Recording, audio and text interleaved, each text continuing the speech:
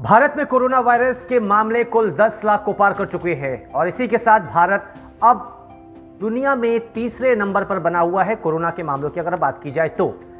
भारत की अगर हम बात करें तो हर रोज लगभग 30 से 35 हजार नए केसेस जो हैं वो सामने आ रहे हैं, जो बेहद चौंकाने वाली बात है और डराने वाली भी। इसके पीछे वजह क्या है? कहीं ना कहीं लापरवाही हुई है, कहीं ना कहीं फेलियर तो हुआ है, जिसके कारण जो नंबर ऑफ केसेस हैं वो डेली बेसिस पे बहुत ज्यादा बढ़ रही है। अगर आधिकारिक आंकड़ों की बात करें तो केसेस 10 लाख को पार कर चुके हैं, लेकिन एक अनुमान ये भी लगाया जा रहा है कि भारत में कोरोना के मामले 10 लाख से कहीं ज्यादा है। ये सिर्फ नंबर्स में इसलिए काउंट नहीं हुए हैं क्योंकि उनकी अभी टेस्टिंग हुई नहीं है, और जब टेस्टिंग नहीं हुई है तो उनके नाम और वो जो केसेस हैं वो दर्ज नहीं किए गए हैं। खैर, आपको हम सबसे पहले वो बात बताते हैं जो बहुत जरूरी है। कोरोना के जो मामले इतनी तेजी से बढ़ रहे हैं, इसके पीछे वजह क्या है? इसके पीछे 3 वजह है: टेस्टिंग में इजाफा, लापरवाही और कोरोना को लेकर जानकारी का अभाव। सबसे पहले हम बात करते हैं टेस्टिंग जो बढ़ी है उसे लेकर। जैसे जैसे टेस्टिंग बढ़ेगी, जाहिर है मरीज नए मिलेंगे, और जब मरीज मिलेंगे तो नंबर भी बढ़ेंगे। मतलब अगर टेस्टिंग होती ही नहीं तो जाहिर सी बात है केस ही नहीं सामने आते, वो रजिस्टर ही नहीं होते। देखिए, इसे आप एक उदाहरण के जरिए समझिए।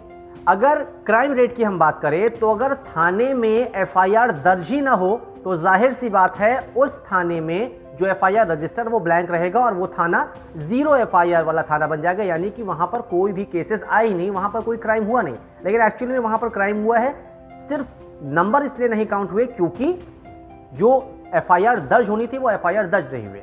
चलिए, अब हम दूसरी बात पे आते हैं, वो है लापरवाही। ये भी देखने को मिला है कि जब से लॉकडाउन खुला है तब से लोग मानिए ये भूल गए हैं कि कोरोना है। लोग क्या कर रहे हैं कि लॉकडाउन खुलने के बाद अब आराम से सड़कों पर घूम रहे हैं। वो ये सोच रहे हैं कि कोरोना से तो हम जीत गए, लेकिन ये जानना जरूरी है, ये समझना जरूरी है कि अभी कोरोना खत्म नहीं हुआ है, सिर्फ लॉकडाउन खत्म हुआ है। कोरोना आपके इंतजार में बैठा हुआ है। अगर आपने लापरवाही की तो कोरोना का अटैक आप पे हो जाएगा और फिर आप भी बीमार पड़ जाएंगे, आप भी पॉजिटिव में, आपका भी जो नाम है वो पॉजिटिव केसेस में आएगा।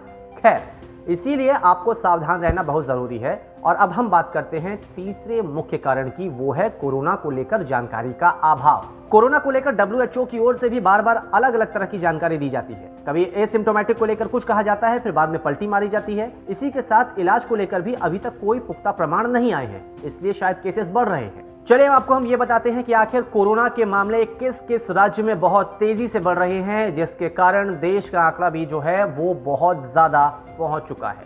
महाराष्ट्र, जहां पर केसेस 2,84,000 है, तमिलनाडु जहां पर 1,56,000 केसेस हैं, दिल्ली में 1,18,000 कोरोना के मामले हैं, कर्नाटक में 51,000 मामले हैं, तो वहीं उत्तर प्रदेश में 43,000 मामले हैं। आंध्र प्रदेश की बात की जाए तो 38,000 मामले यहां सामने आ चुके हैं। बिहार में 21,000 है, तो पश्चिम बंगाल में 36,000 और तेलंगाना में 41,000। देखिए, अगर कोरोना की जो टेस्टिंग अभी हो रही है, इसकी टेस्टिंग अगर लॉकडाउन के दौरान की जाती तो शायद नंबर ऑफ केसेस जिस रफ्तार से बढ़ रहे हैं उस रफ्तार से वो नहीं बढ़ते। लेकिन उस दौरान टेस्टिंग तेजी से नहीं की गई और शायद यही वजह है कि आज की डेट में अब जो नंबर ऑफ केसेस हैं वो बहुत ज़्यादा आ रहे हैं। कोरोना को लेकर WHO ने 3 पैरामीटर्स बताए थे। वो क्या है, हम आपको सबसे पहले बताते हैं। एक है टेस्टिंग, दूसरी है ट्रेसिंग और तीसरी है आइसोलेशन। देखिए, ये तीनों चीजें लॉकडाउन के दौरान बहुत तेजी से नहीं की गई। हालांकि अब इनमें तेजी लाई गई है, लेकिन अगर यही तीनों चीजें लॉकडाउन के दौरान होती तो आसानी होता। देखिए, लॉकडाउन के दौरान लोग घरों में थे और ऐसे में अगर टेस्टिंग होती और कोई शख्स कोरोना पॉजिटिव निकलता तो जाहिर सी बात है उनके कांटेक्ट में आए हुए लोग बहुत कम होते, क्योंकि लॉकडाउन के कारण सारी दुकानें बंद थी, परिवहन सेवाएं बंद थी, तो वो कहीं ज़्यादा उनका मूवमेंट बहुत ज़्यादा नहीं होता।